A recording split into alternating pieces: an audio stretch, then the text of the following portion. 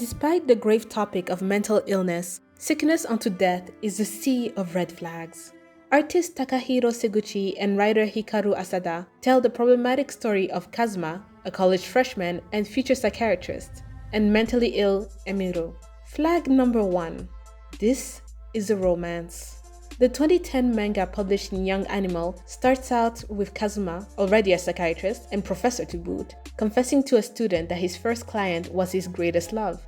The ethical concern is enough to crash whatever suspended belief the authors expect from us.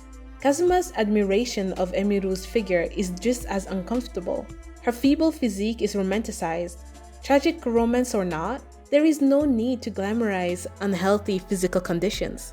Her nude figure looked painfully thin and frail, but, honest to God, pretty. With translations provided by Vertical Ink, a lost in translation excuse seems implausible. You would think that we could forget the of the premise since Kazuma admits his inexperience in the field of psychology, but no.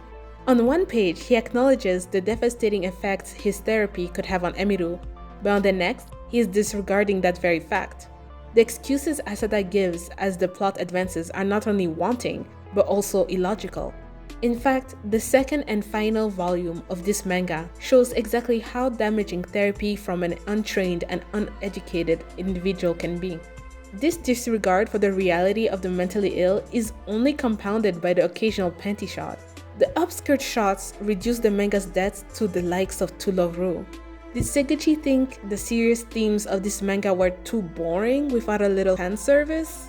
This is such a shame considering Emiru's fascinating story, the captivating cliffhangers, and the relevance of the topic in today's society. While the manga has a rating of 16+, its multiple faux pas make it an ill-advised read. On one page, he acknowledges the devastating effect of his On one page, he acknowledges On one page, he acknowledges the devastating effect of his therapy,